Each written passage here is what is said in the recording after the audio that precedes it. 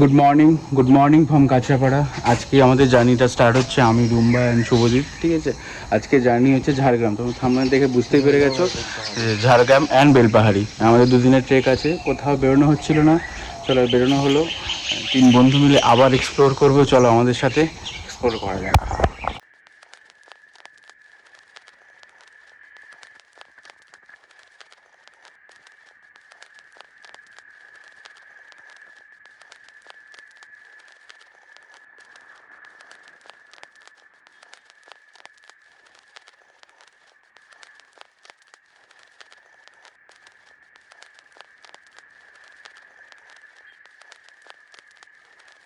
তো এখন দাঁড়িয়ে আছি ভাই,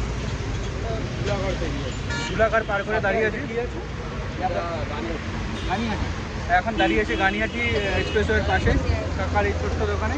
আমরা এই চা, সহযোগী বিস্কুট করছি। এরপরে মোটামুটি আমাদের অ্যাপ্রক্স এখনও 250 কিলোমিটার অ্যাবভ বাকি আছে, 250 কিলোমিটার অ্যাবভ বাকি। চলো, আমার কাছে 1 আওয়ার লেটে চলছে। হ্যাঁ, অলমোস্ট 1 আওয়ার লেটে চলছি। অ্যাকচুয়ালি আমার কাছে গোপ্রো নেই, আমার ক্যামেরাই আছে, ফোনের ক্যামেরা থেকে শ্যুট করছি। তাই যে রাইডিং এসেন্সটা সেটা আমার বলে উঠতে পারছি না।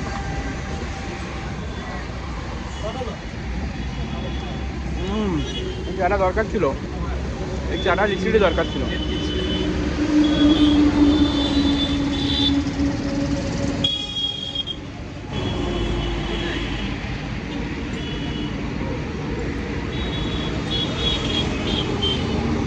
বর্তমানে আমি দাঁড়িয়ে আছি রূপনারায়ণ নদীর সামনে। রূপনারায়ণ নদী ব্রিজ রয়েছে, এই হাইওয়ে দিয়ে ক্রস করার সময় এখানে দাঁড়িয়ে গেছি, একটু বাইক চেক চলছে, অয়েল লিক করছে কিনা একটু চেক চলছে। আমি দেখাচ্ছি রূপনারায়ণ, দারুণ জায়গা।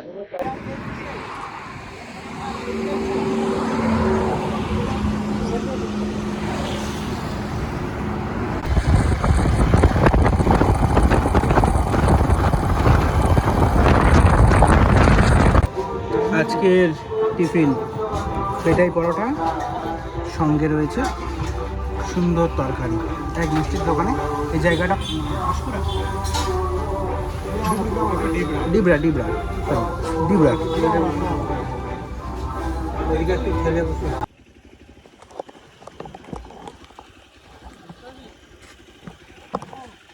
হ্যাঁ, বর্তমানে দাঁড়িয়েছি, এক ভয়াবহ দুর্ঘটনা হয়েছিল কোনো এক ইতিহাসের সাক্ষী।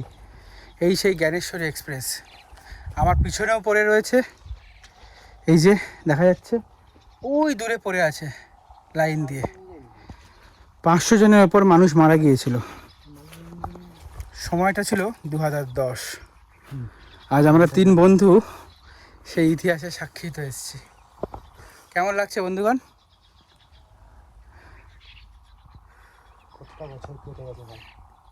শুভজিৎ বলছে কতগুলো বছর কেটে গেছে, না জানি যখন এই ঘটনাটা ঘটেছিল এর ভিতরে কত যাত্রী ছিল, না জানি কত যাত্রী ছিল, তাদের কি হয়েছিল। মানে এতটাই ভয়াবহ দুর্ঘটনা যে ট্রেনের বগিগুলো এপাশ ওপাশ, মানে বুঝতে পারছেন। এখন বর্তমানে ইন্ডিয়ান রেলওয়ে যাচ্ছে, এই যে ট্রেন যাচ্ছে, দেখা যাবে, এই যে চলো। এরকমই একদিন হয়তো রওনা দিয়েছিল, হাওড়া থেকে রওনা দিয়েছিল জ্ঞানেশ্বরী এক্সপ্রেস। কে জানতো এরকম ভয়াবহ দুর্ঘটনার সাক্ষী হয়ে যাবে। ওহ ভাই ভাই ভাই ভাই, কালের নিয়মে সব বদলায় বলে না, কালের নিয়ম। এই দেখুন ট্রেনের সকার, আর এখন বর্তমানে হয়তো আড্ডা মারার জায়গা, এটা এই সেই লোকেশন।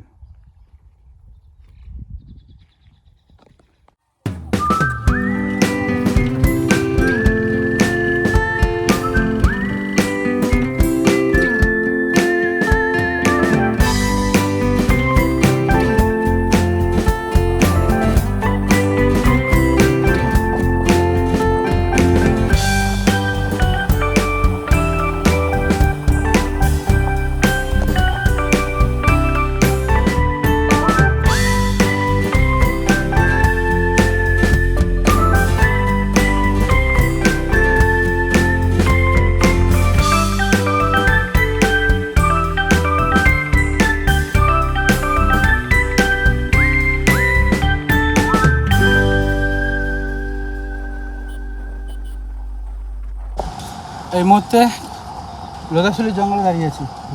শালবনি এক্স্যাক্টলি শালবনির জঙ্গল।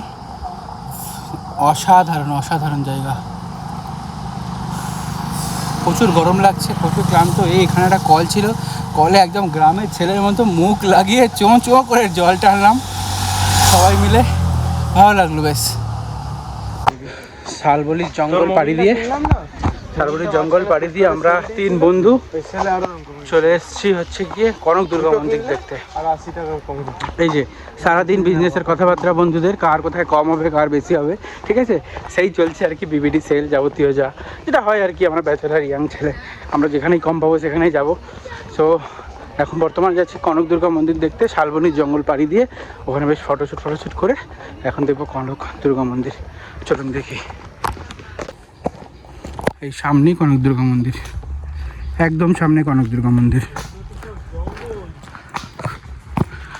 পুরো জঙ্গলের মাঝখান থেকে এই রাস্তাটা সোজা চলে গেলে কনক দুর্গা মন্দির এই ডানাতেই আছে। এই এতক্ষণ হেঁটে এই পৌঁছালাম কনক দুর্গা মন্দির।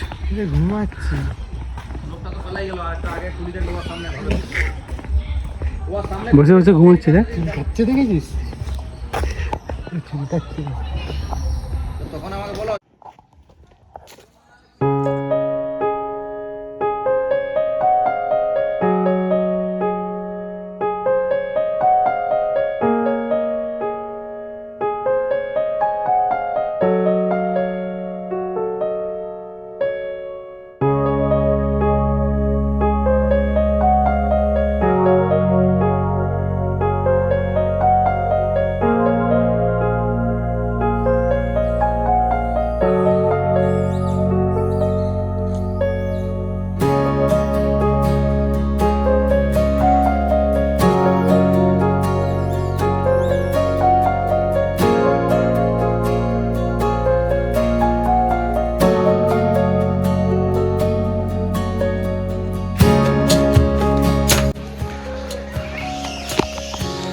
দুর্গা মন্দির দেখে বেরোলাম। এই পিছনে দুর্গা মন্দির।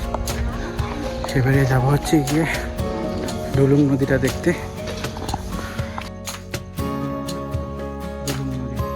এদিকে নদীটা দেখে তুই তুললি। এই ডুলুং নদী।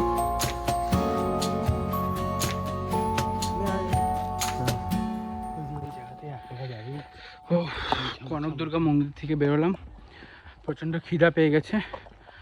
এখন একটুখানি লাঞ্চ করব, তারপরে এখান থেকে বেরিয়ে যাব কনক দুর্গা মন্দির থেকে। ঝাড়গ্রাম রাজবাড়ি ওখান থেকে দেখে আর কিছু সাইট সিন করে তারপরে চলে যাব আমরা বেলপাহাড়িয়া। এখান থেকে বেলপাহাড়িয়া মোটামুটি 36 থেকে 40 কিলোমিটার।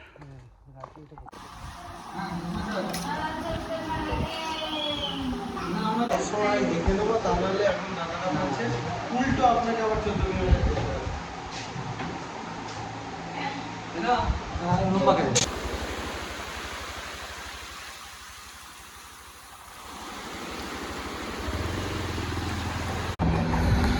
লাঞ্চ করার পরে চলে এসেছি রাজবাড়ি দেখতে। ওই আমার পিছনে দাঁড়িয়ে আছে রাজবাড়ি, রুম্বা সৌজুব দাঁড়িয়ে। চলুন ভেতরে গিয়ে দেখি রাজবাড়িটা কীরকম। ভবনও প্রায়, বাট মনে হচ্ছে তাও এখন সংস্করণ হয় টুকটাক কিছু। এক বহু পুরনো বট গাছ।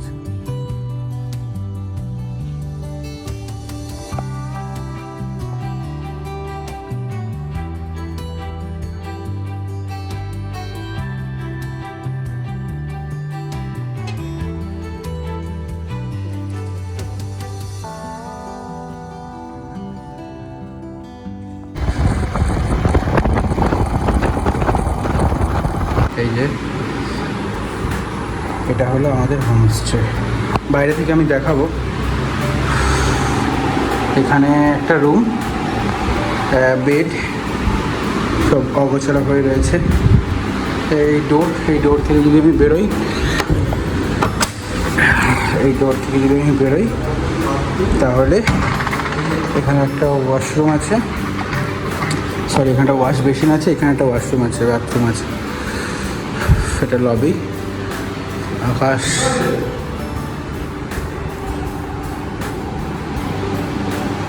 Room number 9। এই সব বন্ধুরা সব এদিক সেদিক ছড়ানো ছিটানো। আমরা এই রুমটা পেয়েছি হচ্ছে 4 জন মিলে, মানে হচ্ছে 1000 টাকায়। 2টো রুম 1000 টাকা। আমরা 4 জন থাকবো বলে আমার দাদার আসার কথা ছিল, দাদা আসেনি। 4 জন মিলে 1000 টাকা, মানে 250 টাকা করে হেড পড়েছে। এই যে হোমস্টেটায় আছি, এই হোমস্টেটার নাম হচ্ছে রাজ হোমস্টে। রুমের ওভারভিউ এই যে, সব রয়েছে এখানে। বাথরুমে এখন শুভদীপ স্নান করছে, তাই দেখাতে পাচ্ছি না। তো এই যে মানে 1000 টাকায় আমরা 4 জনের থাকার ব্যবস্থা আছে, এর মধ্যে কিন্তু ডিনার, লাঞ্চ এই ধরনের কিছু ইনক্লুডিং নেই। হ্যাঁ, অনলি থাকা ছাড়া কিন্তু এর সাথে আর কোনো প্যাকেজ মানে ইনক্লুডিং নেই। কিন্তু এখানে খাওয়ার ব্যবস্থা আছে, যদি বলেন তাহলে এখানে যারা আছে তারা খাওয়ার ব্যবস্থা করে দেবে। ওই দেখা যাচ্ছে না ফাঁক দিয়ে, এই ফাঁকা দিয়ে আমি দেখানোর চেষ্টা করছি যদি পসিবল হয়। এই ফাঁকাতে আমাদের গাড়িগুলো দাঁড়িয়ে আছে। কাঁচা শালপাতায় সন্ধেবেলার চপ সহযোগে রুম্বা, আমি আর সৌদি। হ্যালো গাইস, তো আজকে যে হোমস্টেতে আছি সেই হোমস্টের যে দাদা আমার পিছনেই দাঁড়িয়ে আছে, দাদা ওনাদের সাথে কথা বলুন যে কি এখানে ফেসিলিটি কী কী হচ্ছে, যাবতীয় কিছু সে দাদার মুখ থেকেই শুনছি। রুমের ফ্যাসিলিটি আছে আপনারা, মানে আমাদের এখানে খাওয়া দাওয়ার ব্যবস্থা আছে রুমে, তার সাথে জল দেওয়া হয়। আর এক্সট্রা আমাদের আর খুব একটা ফ্যাসিলিটি নেই। আর আমাদের মানে ইন্দিরা চক থেকে আমাদের গেস্ট হাউস মোটামুটি 400-500 মিটার, বেলপাড়া ইন্দিরা চক থেকে। আর ঝাড়গ্রাম থেকে শিলদা দিয়ে আসতে হয়। আর যেটা আছে চিল্কিগড় রাজবাড়ি, ওটা দিয়েও আসা যায়। চিল্কিগড় কনক দুর্গা মন্দির, ওটা ডুলুং নদীর পাশ দিয়ে ওটা বেলপাড়িতে আসা হয়। আর আমাদের এই পাশাপাশিতে ঘাগরা ওয়াটারফল, তারাপিনি ড্যাম, আর এই দিকটাতে আছে গারাসিনী হিল, খাদানের ল্যান্ড। আর আমাদের এই 10-15 কিলোমিটারের মধ্যে এগুলো পেয়ে যাবেন। ডাইং কুসুম, যেটা হুদুদি ওয়াটারফলস বলে, আর ওই কাঁকড়াঝোর আর ইত্যাদি ইত্যাদি আছে। পার্কিংয়ের কি ব্যবস্থা? পার্কিংয়ের ব্যবস্থা আমাদের বাইক পার্কিংয়ের সেট করা আছে, সেটের নিচে গাড়ি পার্কিং করা হয়। আমার বাইকটাই আছে। আর 4 চাকার পার্কিংগুলো বাইরের রোডের সাইডে কিছুটা জায়গা আছে, ওখানে পার্কিং করা। আচ্ছা, যদি মনে করেন যে কেউ আসবে, সে শুধু থাকার জন্য রুম নেবে, খাওয়া দাওয়াটা সে বাইরে থেকে করে নেবে, সেটা ব্যবস্থা? হ্যাঁ, সে ব্যবস্থাও আমাদের আছে। সে ব্যবস্থা আছে, মানে গেস্ট যেভাবে বলে আমরা সেভাবে কমফোর্টেবল। বাহ বাহ বাহ, ঠিক দাদা, থ্যাংক ইউ দাদা, থ্যাংক ইউ। ওকে, মোবাইল নম্বরটা 8670342084। ওকে, থ্যাংক ইউ। আজকে রাতের ডিনার এই রাস্তার পাশে। ভাই নুন ঢালছে, ভাই রুটি ভাজছে, আর সাথে চলছে গরম ভাত আর দেশি মুরগির মাংস। ঝাড়গ্রাম পার্ট 1 এখানেই শেষ করলাম। দেখা হবে পার্ট 2-তে। সবাইকে গুড নাইট, ভালো থাকবেন, সুস্থ থাকবেন। Save ride, save life. আমার এই ভিডিও ভালো লেগে থাকলে চ্যানেলটিকে সাবস্ক্রাইব করে পাশে থাকবেন। Thank you.